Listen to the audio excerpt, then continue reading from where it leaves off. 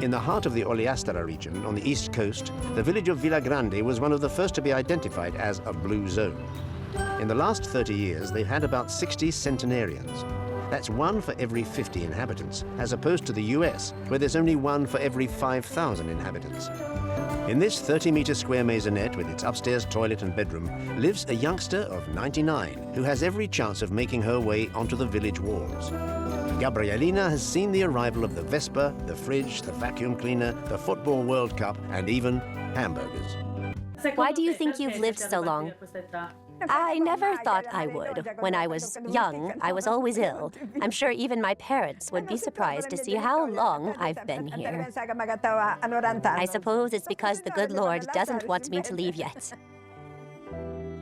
But what's your secret? I eat healthily, good homegrown Sardinian food, and I've always been a light eater since I was young. Those that eat a lot and eat badly are always the first to go.